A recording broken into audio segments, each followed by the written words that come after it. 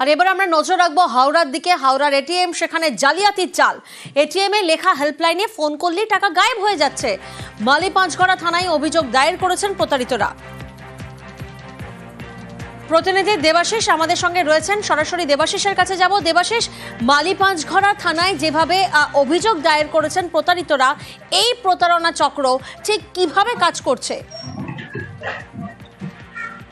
দেখো, গতকাল সকাল থেকে কিন্তু একাধিক অভিযোগ পায় মালিপাঁচঘড়া থানার পুলিশ। প্রথমের দিকে কিন্তু সেই বিষয়টিকে পুরোপুরি আমল দিতে চায়নি, হয়তো ভেবেছে বিচ্ছিন্ন একটি ঘটনা, কিন্তু পরপর একাধিক অভিযোগের পর কিন্তু তদন্ত শুরু করে মালিপাঁচঘড়া থানার পুলিশ। মূলত প্রতারিতদের যে অভিযোগ, সেই অভিযোগ হচ্ছে সালকিয়া বাদাঘাট অঞ্চলে এখানে একটি ব্যাংকের, রাষ্ট্রায়ত্ত ব্যাংকের, সেখানে এটিএম রয়েছে। সেই এটিএম এ টাকা তুলতে গেলেই তাদের যে কার্ড হোল্ডার, সেখানে কিন্তু কার্ড লক হয়ে যাচ্ছে, কার্ড বেরোচ্ছে না। আর ঠিক সেই মনিটরে সেখানে লেখা রয়েছে একটি হেল্পলাইন নাম্বার, তা মার্কার দিয়ে। সেই নাম্বারে ফোন করলেই তাকে বলা হচ্ছে, গ্রাহকদের বলা হচ্ছে ভিডিও কল করে কোথায় লক হয়েছে কার্ড সেটা দেখানোর জন্য, এবং পরবর্তীকালে বিভিন্ন কথার আঁচিলে তাকে বলা হচ্ছে যে তাকে পিন নাম্বার দিতে হবে, অর্থাৎ পিন নাম্বার দিলে সেই কার্ডটা বেরিয়ে আসতে পারে।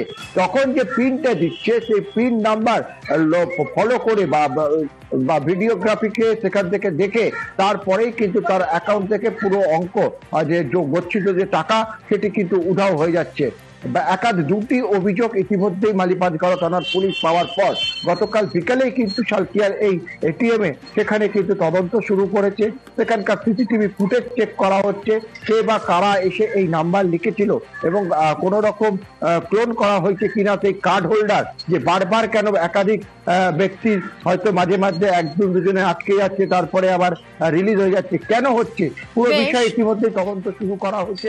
সাইবার ক্রাইম ডিপার্টমেন্টেরও কিন্তু সাহায্য। দেবাশিস, তুমি আমাদের সঙ্গে থাকো। আমি এটিএম দিয়ে টাকাটা তুললাম, টাকাটা বেরিয়েও গেল। আর অ্যাকাউন্টের মধ্যে 42,000 টাকা ছিল। 1500 টাকা আমি তুলেছি, 1500 টাকা বেরিয়ে গেল। তারপরে দেখছি এটিএম কার্ডটা ফেসে গেছে মেশিনের মধ্যে। এটিএম কার্ডটা ফেসে গেছে তো আশ্চর্য হয়েছে। তো আমার লোকাল ছেলেগুলো আছে, তাদেরকে দেখালে ওরাও বার করতে চাইলো, তো বেরোয়নি। হেল্পলাইনে ফোন করেছি, তারপরে আমার নম্বরটা আমি বললাম, তখন মেসেজ দেখছি তো আমার অ্যাকাউন্টের মধ্যে জিরো। এই মুহূর্তে আমরা যোগাযোগ করতে পেরেছি সাইবার বিশেষজ্ঞ সন্দীপ সেনগুপ্তর সঙ্গে। সন্দীপ বাবু, প্রিয়াঙ্কা কথা বলছি আপনার সঙ্গে। নিউজ 18 বাংলায় আপনাকে স্বাগত জানায়। এই যে থ্রেডটা কাজ করছে মালিপাঁচঘড়ায়, সেখানে প্রতারিতরা তারা অভিযোগ করছেন যে এটিএম কার্ড ঢোকালেই আটকে যাচ্ছে, হেল্পলাইনে ফোন করলে ভিডিও কলের পরামর্শ দেওয়া হচ্ছে, সেখান থেকে আবার পিন নাম্বার চাওয়া হচ্ছে। মানে একটা প্রতারণা চক্র, বড়সড় প্রতারণা চক্র সাজিয়ে গুজিয়ে কাজটা করছে, সেটা বোঝাই যাচ্ছে। এই সাইবার থ্রেডটাকে কিভাবে প্রিভেনশন করা যাবে? দেখুন, এই পুরো জিনিসটা ঘটেছে, এটারই রিপিটেশন আবার আমি শুনতে পাচ্ছি আজকে আপনার কাছে। এখানে দুটো পার্ট আছে, একটা হচ্ছে ব্যাংকের গাফিলতি আর একটা হচ্ছে কাস্টমারের গাফিলতি।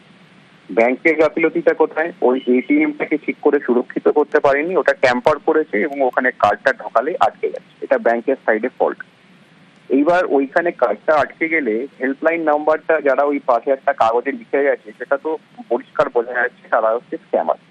কিন্তু হেল্পলাইন নাম্বারটা কিন্তু এটিএম এর গায়ে ছোট করে লেখা আছে বা কার্ডের মধ্যেও লেখা আছে, বা আপনার এই হেল্পলাইন নাম্বারটা আপনারা নিজের মোবাইলেও সেভ করে রাখতে পারেন।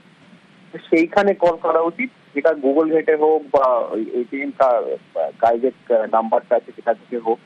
কিন্তু যে কাগজে একটা হেল্পলাইন নাম্বার দিয়ে গেছে, এটা তো ডাইরেক্টলি জামতারার কল সেন্টার, ওখানে ফোন করলে জামতারায় ঢুকে যাচ্ছে এবং তখন যা যা বলছে ফলো করা হয়, গন্ডগোলটা হচ্ছে। এবার ব্যাপার সলিউশনটা হচ্ছে যে আজকে যদি এইখানে টাকাটা বেরিয়ে যায়, আমার মনে হয় এখানে একটা ব্যাংকে একটা চিঠি লেখা উচিত যে আপনাদের এটিএম এর একটা গন্ডগোল ছিল, তার জন্য কার্ডটা আটকে যাওয়ার জন্য আমার টাকাটা এরকম বেরিয়ে গেছে।